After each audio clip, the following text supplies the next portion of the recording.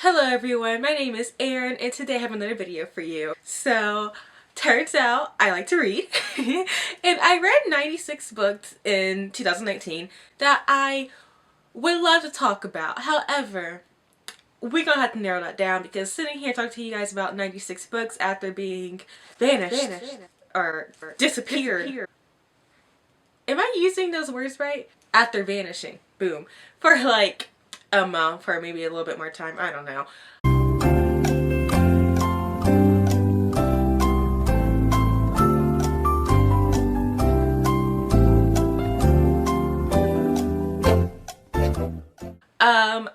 That's just a little bit much for me, you know? Maybe next year or this year. Oh my god, 2020 is already here. But in the meantime, that's just not what we're going to be doing. However, I did have some favorite books that I want to talk about today. And usually people do like 19 or 10 because that's what people do. But for me, I have 13 books that I want to talk about. I'm just not going to force myself to add more books to the list because I don't want to. And that's just not what I'm going to do. And who's going to check me, boo? Who's going to do it? Tell me. Let me know. You guys want my butterflies? It's like loosely inspired by spring.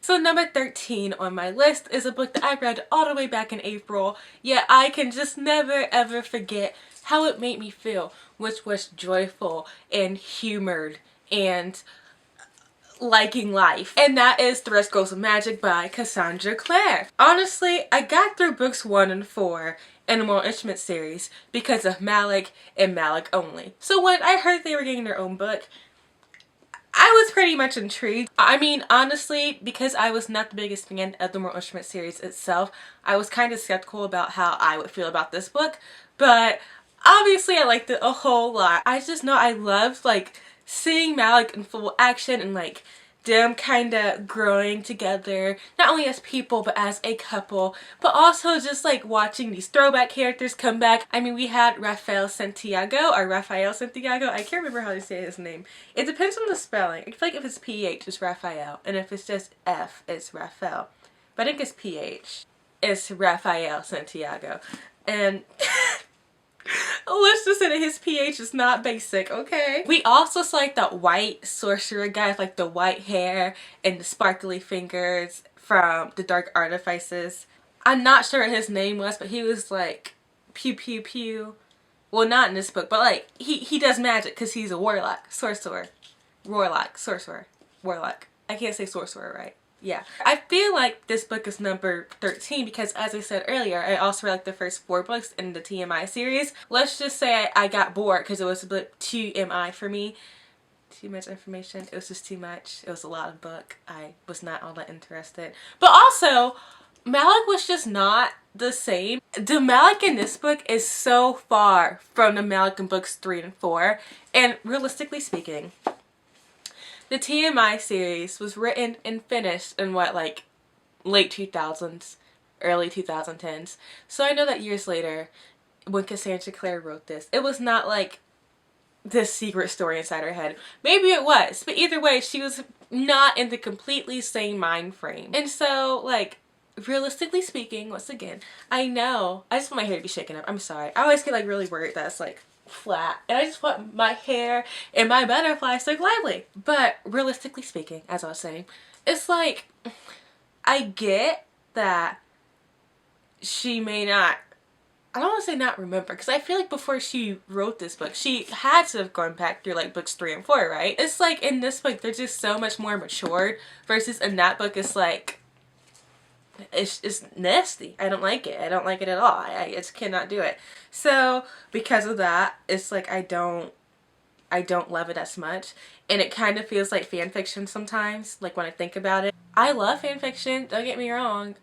It's got me through some of my hardest times. The next book I have on my list is a book that I was not expecting to love because it is a part of a genre that I do not care about at all, and that is the mystery genre or the paranoia genre or thriller. There we go. And that is Truly Devious by Maureen Johnson. I think I read this book in April too, maybe May.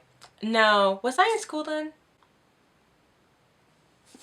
Yes. Anywho, this book is the first book in what is now one of my favorite series, and I realized that I did not tell you guys what the Rose Girls Magic is about. I'm not going to because I don't want to, and we're past that point. But I will tell you guys what Truly Devious is about, because not only do I think that people don't have an idea of what the series is about because no one reads it, but also because I want people to read it, and so I want to make you intrigued. Pretty much the students in this book go to this academy called Ellingham Academy, and it's a school that only chooses 100 students a year, 50 girls and 50 boys, and pretty much they are all very interested and talented in like an area.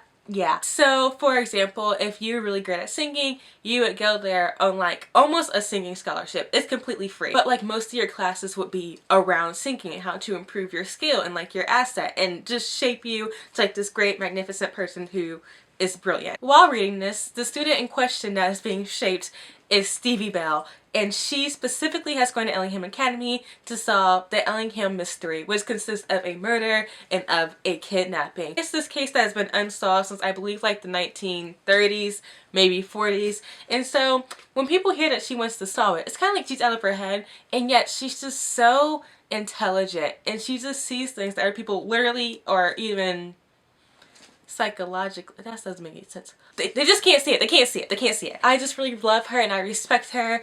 But also, who am I kidding? I love the romance. And a lot of people don't love the romance in this series. The main guy is kind of jerkish, but he's not like, well, I don't think that he's toxic.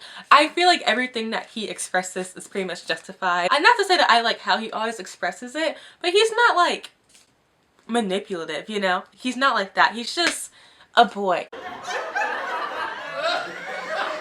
But I feel like what I really love about this book is that everything is just so interconnected, and like, yeah, that's expected with mysteries, but sometimes just the most irrelevant things, or seemingly irrelevant things, come back to bite us in the butt, and I appreciate it so much and I love it. And I just love how this web is just so spun so tightly that I can't even begin to like truly theorize. And I love books like that where it's like you just have no idea what's coming next. Okay, so book number 11 is a book that was like a shocker for me. Not because like what happened was shocking, but because I literally did not enjoy this series. For starters, let me just introduce the book first. It is Immortal Reign, which is the 6th and last book in the Fallen Kingdom series. The Fallen Kingdom series is basically about 3 countries. There's Pelsia, Arenos, and Limeros. Pelsia is poor and it's dry, literally the desert, and all they can do is sell wine and hope that the other kingdoms won't attack them. Limeros is not, well, it's pale, but like it's icy. It's like the Ice Kingdom. It's like Narnia, but with the Ice Queen. Yeah, but then Uranus is like the opposite. It's Narnia of Aslan, okay? And so Limeros is mad because it doesn't necessarily want to be Narnia with Aslan, but it wants to be like as rich and as fun and as good as Narnia with Aslan. It's like just conniving and doing things that probably shouldn't be doing, and the kingdoms are going to be falling because of it, because everything's a hot mess, and that's why it's Fallen Kingdoms. In this series you have like 4 main characters. There's Magnus, Cleo, Lucia, and Jonas. Magnus and Lucia are the prince and princess of Limeros. Cleo is the princess of Uranus. Jonas is a sad peasant angry boy who lives in Pelsia, and he's not very happy ever. And anywho, you know, I've never been so happy to hate read a series because it truly paid off in this last book. I mean, why did I hate reading it? I don't know. Honestly, book 5 I DNF'd. And here's the thing. I started reading book 5 in 2018. I know this because I was very bored in study hall because it was May 2018, meaning that the school year was about to end. But then I DNF'd it because I was bored out of my mind.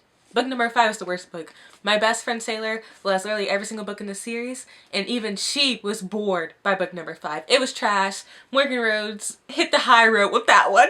For some reason, I just really wanted to finish that stupid book and get to Immortal Reign in January. And God bless whatever thing was working in my head that made me do that. Because I just love this book so much. I have no complaints about it. And maybe if the whole entire series was fresh in my mind, by the time I read this, I would hate it a little bit more. Fluff up the hair, fluff up the hair. I just kind of enjoy it as like a standalone situation. I mean, honestly, I stuck through it because of pride, but also Magneto. I love Magneto. Magnus and Cleo are one of my favorite couples in the whole entire reading world. They're just so great. They are enemies to lovers. Excellence, and I will die for them. My soul died while reading books 1 through 5 in this series. But I got what I needed in book 6, and that's what's important. Now we are at the top 10. We love top 10s, and I feel like you guys may just saw what book I have because I went over the rainbow with it. And that is the Kate Daniels series, and more specifically is Kate Daniels number 6, Magic Rises. Magic Rises caused my blood pressure to rises. I was trying to connect the two. And because, you know, there's just a lot going on, a lot of drama, a lot of politics, a lot of action, a lot of romantic tribulations. I enjoyed every single bit of it. That being said, I think I gave this book like a 4 or like a 3.5 out of 5 stars. And I do have my reasonings. I do feel like, honestly, for the world that we're in, oh my god, I realized that maybe once again I should tell you guys the synopsis of the series before I start ranting about it. Basically, Kate Daniels is this mercenary in this post-apocalyptic world. It is not the zombie apocalypse or the angel apocalypse for all my Penryn fans. Pretty much in this universe, magic and technology have been fighting each other since the beginning of time. They've been fighting for balance, okay? So like, in Jesus' time, literally in Jesus' time, magic was winning, it was flourishing, that was that thing, that girl. And so as technology started to grow, magic started to diminish, okay? It was just going away, chipping away, like my motivation when it came to making videos. Then something happened, technology became too much.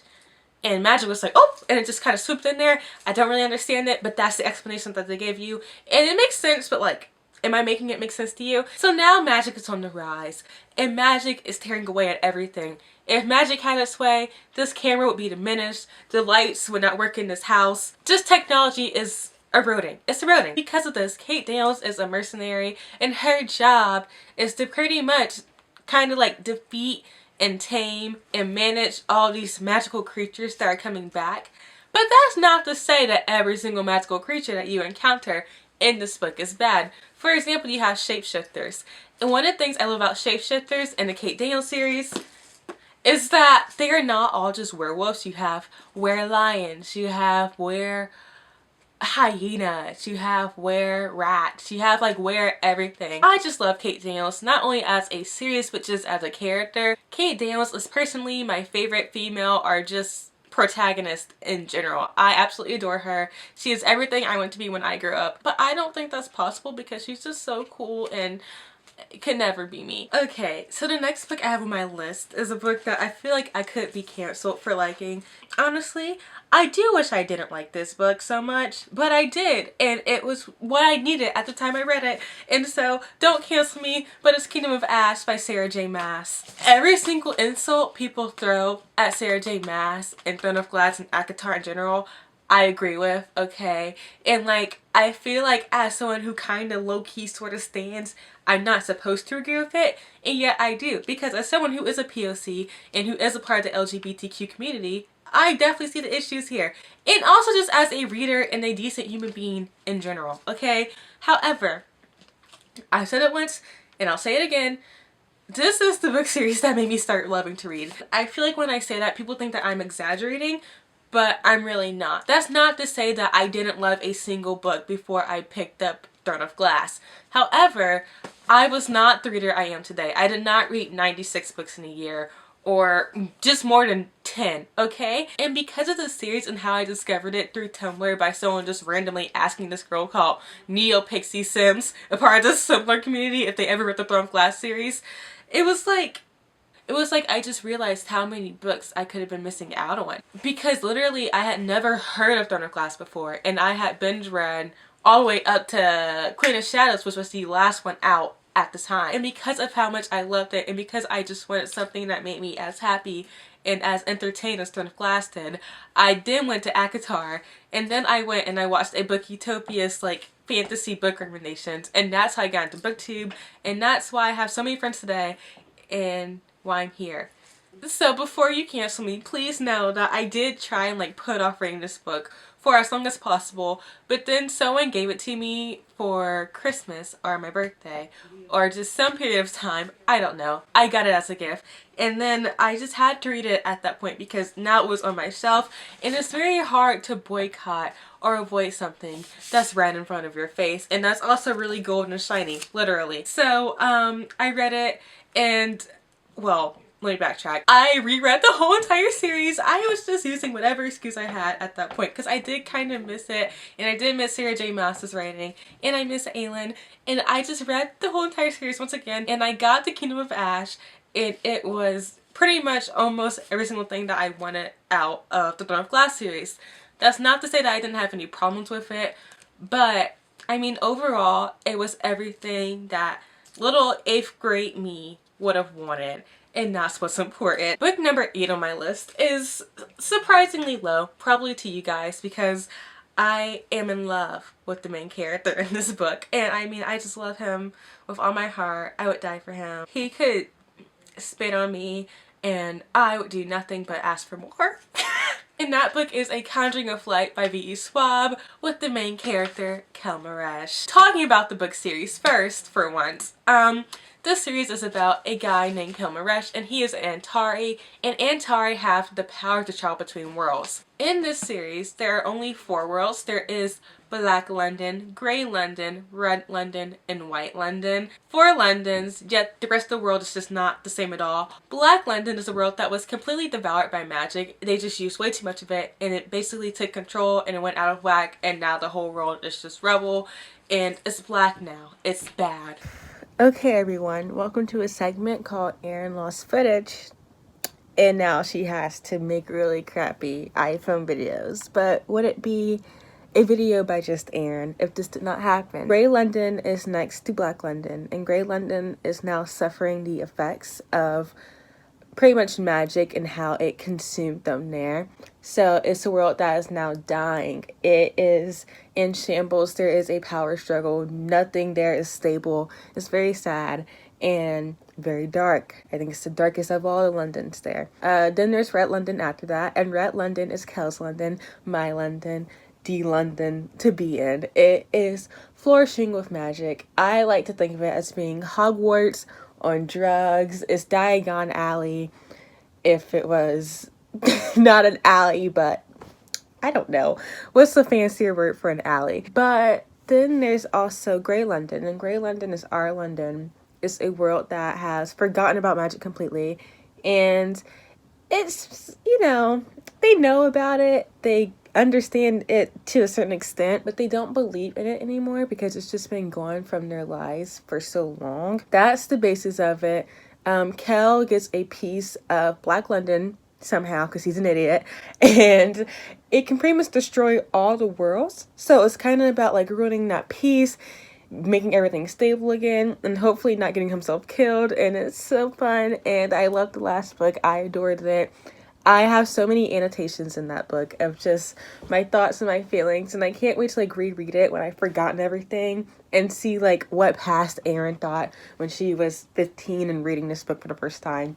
So book number 7 on my list is a book that I knew I was going to love before I even started reading it because it was book Twitter's baby. And you know, sometimes book Twitter will lead you astray, but albeit rarely. And with this book, it definitely did not, and that is The Winter's Kiss, the last book in the Winter's Trilogy. The Winter Trilogy follows this girl named Kestrel, and she is the daughter of this general of a country called something I can't remember, of a country called Valoria. However, in recent years, Valoria has enslaved this country of Haran, and one day she's at the market and she sees a slave bidding going on. She is personally not a fan of slavery, but because her father is the general and has pretty much contributed and helped to these people being enslaved, she's never really been able to be very outspoken about it, especially because slavery is always okay to the enslavers. However, she is somehow pulled into the slaves bidding off, and she decides to buy him herself. She doesn't really know why, she's just drawn to him. Love at first sight. And that's pretty much how the story is set into motion. I won't spoil too much, but this book and the series in general follows a lot of politics and forbidden romance and just drama, and I absolutely adore it. I'm not going to say that this book does not have its problems, because it most certainly does, but at this point, like, the things that I came here for were amazing, and that's what I care about personally. The series as a whole, I think, is very fun. I had a lot of fun reading it, obviously. I keep saying the word fun in this video, I'm so sorry. But this book is like just top tier. I did read about some issues with how like a certain problem in this book is handled. Not because it's problematic like towards a group of people or like a certain person, but more so because like the author's writing about a condition, and it's like she wasn't doing it in the most accurate way. That's all I can say about spoiling you guys too much. But this book just has like every single trope that you could ask for, and all the relationships that form are just great, and I just love it. Okay, it's book number 7 on my list. So if you thought I was an idiot that lost maybe like 3 minutes of footage, somehow, someway, I lost all my footage talking about book number 6 on my list, which I have near me and I can't grab it for some reason, and that is The Wrath and the Dawn by Renee Ahdieh. I loved this book. It was sitting on my bookshelf collecting dust for a very long time, but I met 2 people who loved it, and I had to read it myself because I love those people immensely. And it was just beautiful. It's probably the most beautiful book I've ever read. The writing's beautiful, the world is beautiful, the characters are beautiful, the clothing is beautiful, the descriptions are beautiful, which I guess falls under writing. The story's beautiful, like everything's beautiful. And okay, I just woke up. I've been editing for like an hour, so I don't look good. And I'm feeling very self-conscious because my eyebrows look like sperms, my hair is flopping everywhere, probably because I keep touching it, but I don't want to just like be standing up like I'm freaking Frankenstein's wife. And this shirt is really ratty and old, and my glasses are reflecting everything, and I promise y'all I'm cute. I just haven't done the basics, okay?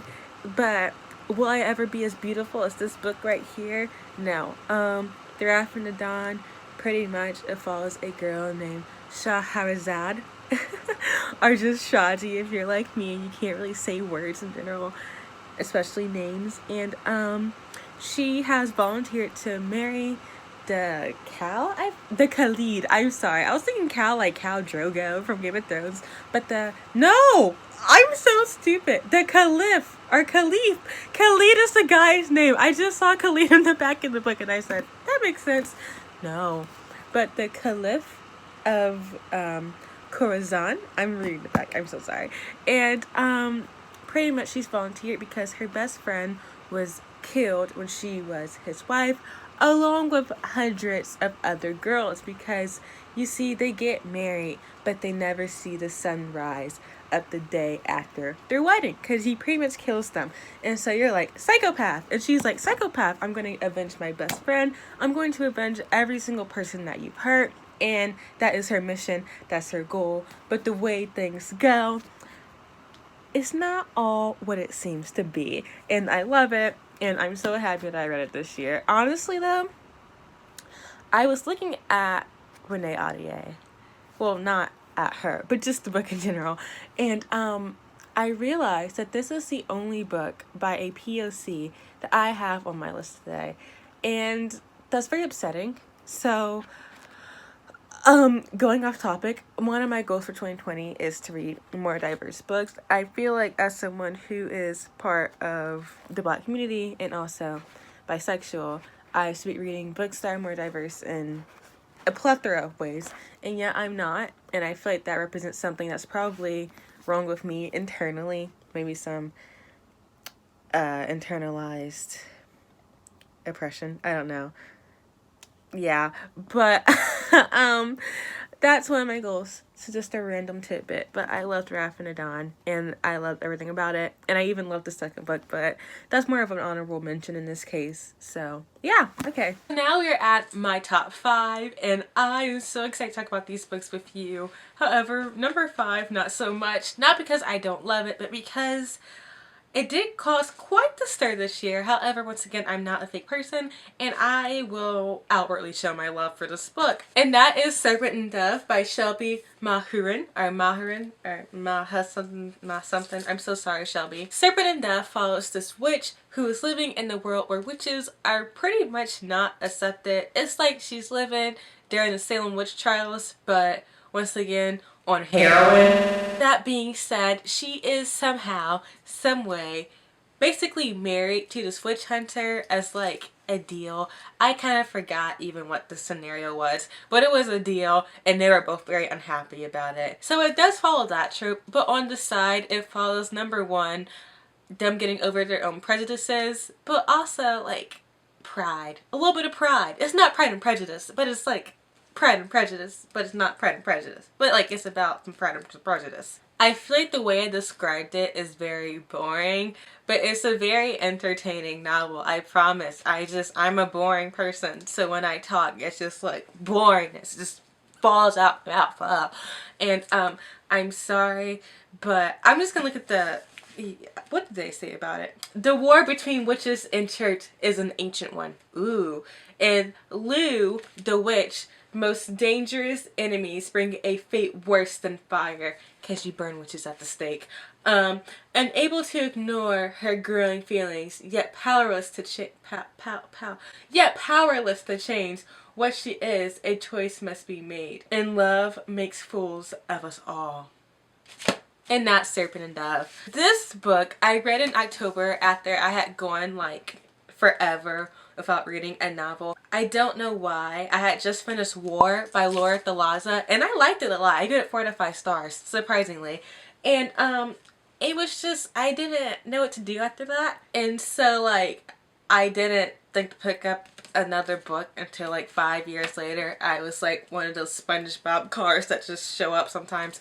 That's a really bad analogy, but that was me. And so when I read Secretin Death, it was just like, once again, just love for reading kind of hit me like, OMG, this is what I needed, because I felt like in other months, I don't know why I just stopped reading for like this period of time, because like I said, I liked War. It was a fun novel, but why, like what happened? Hello again. Missing footage for book number 4, the last one, I promise. Oops. Magic Rises. Or no, Magic Strikes by Kate Daniels. We already did Magic Rises. Oof. Magic Strikes, my favorite Kate Daniels book. Oh my goodness. Okay, my favorite Kate Daniels book, and I just love it. It's so funny. Funniest book I ever read by far. The angst was okay. I was getting the progression in this slow burn romance that I felt like was needed, because at this point we're on book 3. Give us something to like latch on to. And cast of characters, great. Very great dynamics. Very great bickering back and forth. Just a funny book. A funny book. The plot, awesome. The antagonists, meh, I didn't really care about them. I wasn't here for them anyway, so I did not really care. And yeah, I just love Kate Daniels 4 or 3, but it's book number 4 on this list. And that's the tea. That's all I'm gonna say, because I feel like I already talked about Kate Daniels enough. But yeah. Okay, so now we are at our final 3, and I'm very excited. However, once again, like James Charles, like Shane Dawson, like the iconic Jeffree Star, the Tana Montague, the Jake Paul, the Logan Paul, I'm going to be canceled for like the 3rd time and probably then some. And that's because my 3rd book on my list is not necessarily problematic, but I feel like people are going to judge me for having this as number 3 because she's not a masterpiece in literature, but I love her and I will defend her with my life, and that is Kiss the Sky by Krista and Becca Ritchie. This book is a part of a series that I cannot explain to you, because it is a part of the Addicted series, yet also the Calloway sisters. Why is it not just one series?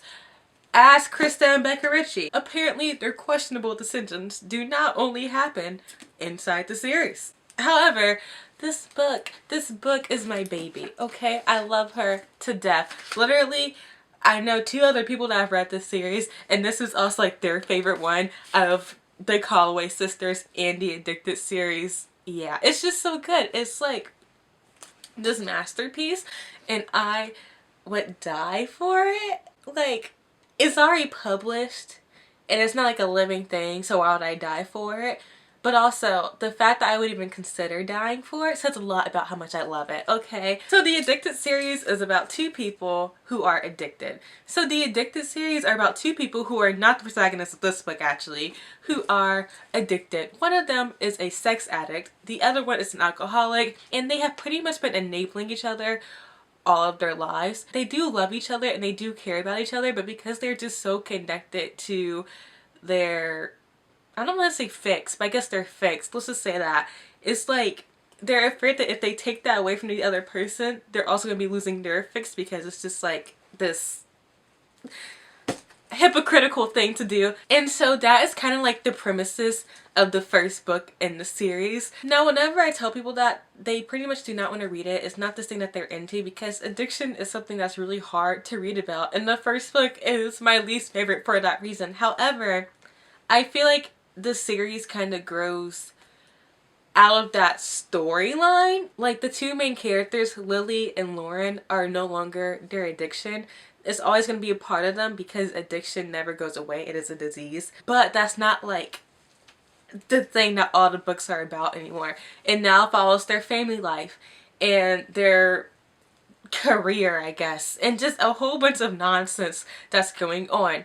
And a member of their family is Lily's sister, and her name is Rose Calloway, and that is the girl on the cover, and that's who we are following in Kiss the Sky, as well as her boyfriend, Connor Cobalt. I love Rose and Connor. Connor Cobalt is my husband. I have been Aaryn Maresh on Twitter ever since I read A Conjuring of Light, but I am now Aaryn Maresh Cobalt because polyamory exists and I believe in it, and I'm in a polyamorous relationship, okay? And Rose is also in it, but her last name is also Cobalt. So just know it stands for Connor and Rose in my Twitter name, okay? But this book, compared to its like parent novel, I guess, I don't know. It's not a novella, and it's like, could it be read on its own?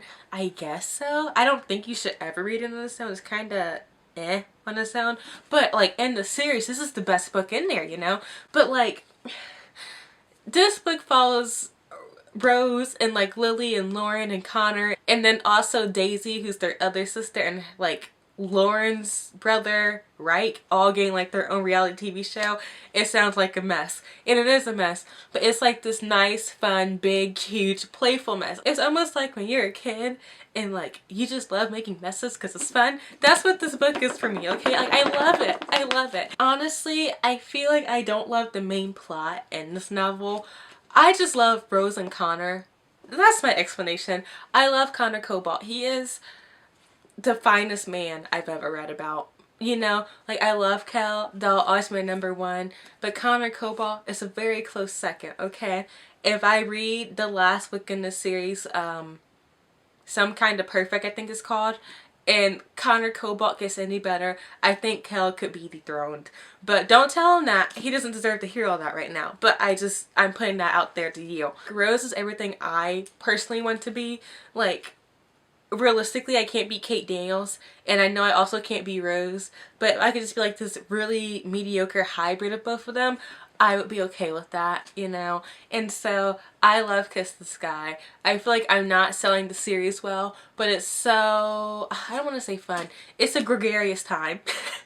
Okay, so the second book on my list is a book that I feel like a lot of people are going to expect to be number one, because as I said in the past, I talk about this book all the time, like literally all the time, and I credit this book as establishing a lot of my friendships that I have here today, and that is Dovahkiin by Holly Black. If you guys do not know, this is a part of the Folk of the Air series. The Folk of the Air follows a girl named Jude, and Jude was kidnapped along with her two sisters, Taryn and Vivi, when she was like 7, I think. So do I just not remember what I've read? By the man who is now her adoptive father after he murdered her parents. He also happens to be a fae, and he takes them back to fairyland, or whatever you want to call it, and she has pretty much been raised there all her life. Although she has some sort of resentment towards the Fae, her resentment has now also become her looking for acceptance, and she's doing this by trying to become a knight in this land of fairy where they very much undermine humans. She gets caught up in political scandals, family betrayals, and just a whole bunch of other mess. The Wicked King kind of follows Jude, but also her love interest after she has almost yet not quite gotten everything that she's ever wanted. In the second book of the Folk of the Air series, The Wicked King, it focuses more on her trying to maintain power. With all this going on, there are the obvious questions of whether or not Jude can manage everything that's now being thrown at her, and also questions about a bunch of stuff that is seemingly in the background, but you know as a reader it's going to be a lot more in the future. I think that my love for The Wicked King not only comes from the story itself, but also because of the friendships that I have made over it. For example, I did post a review on the book back in January. I actually like my review on the book. It's not the best video ever, but I do enjoy watching it back, so you guys can go watch that if you want to. I do not have one, The Queen of Nothing. My thoughts and opinions are too scrambled for me to decide how I feel about that book. But like one of my friends, who I'm not sure if she wants me to say her name, so I'm just going to be calling her Pendeja, which is very suiting for her. And she actually reached out to me because she saw that review, and that's just like a really good example. And also I think that Pendeja is so bold because she just watched my YouTube video, said I'm going to follow her on Twitter, and then I'm going to harass her in her DMs, and then it worked out. So that's great for her. Also, I genuinely don't think that a single book has had as much impact on the book community on all platforms in forever. I mean, literally everybody had an opinion on this book. Everybody read this book. It was just the thing to read in 2019. It was just so groundbreaking, and I do think it's the most iconic book of this year. I don't want to say this is Holly Black's peak, but thus far it is, and I really do want her to beat this novel, but it's gonna be so hard. It's just such a page turner, and I know this because I was turning while flipping the pages, you know, changing positions. I love it. I love it. I love it. I love it so much. She's beautiful. She's beautiful. She's beautiful. She's just a gorgeous gal inside and out, and I love her. I feel like after I just raved about The Wicked King, me like raving about my #1 book this year is going to be very lackluster. But it's actually kind of funny because I was gone for so long. I did go back and watch my last video, which was my book haul. I really liked that video. I had a couple of editing mistakes that I did not notice the first time I posted it, but watching back, I was actually comparing The Wicked King to my #1 book, and so I'll just let that clip play and break it down for you. So the next book I got is the book I've been wanting for literally ever because I think it may be my favorite book of 2019, and I'm talking like I love it more than The Wicked King, and I literally talk about that book in every single video. I'm not playing around with you. And it's The Vanishing Star by Maureen Johnson. So yeah, my #1 book this year is The Vanishing Star by Maureen Johnson. Honestly, I don't know why I love this book. I just know that I decided I went to listen to an audiobook, and after putting it off for like a couple of months, I did eventually get back to it, as I was planning to do, which is great. I need to do the same thing with Legendary, the second book in a Caribou series. I just saw that it was like on Sora, which is this really random reading app that my school gives me, but I do appreciate.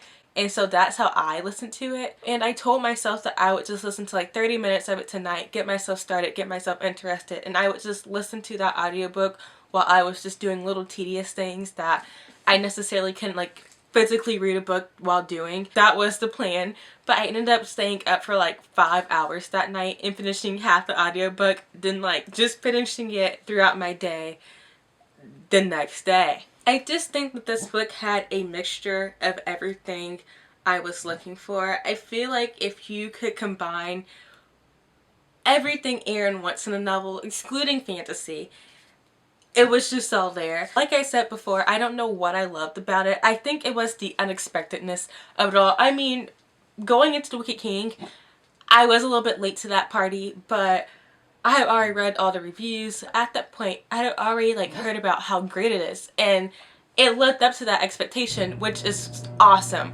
But there's nothing more amazing than just stumbling across this phenomenal book. This book that's just breathtaking. and not at all being ready for that.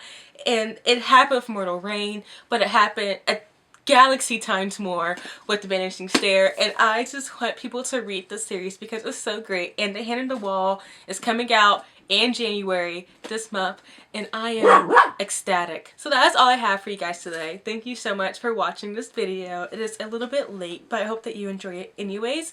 My name is Aaryn, and if you guys are not subscribed, please do. If you like this video, please like it. If you have any questions, comments, or concerns, please leave them in the comment section down below. Bye. See you. Love ya. Well, it is now January 18th, and you finally have the video. So, you know, it will always come eventually, and I apologize, and hopefully I'm back for good, and I love you all, and have a wonderful day, my babies. Bye.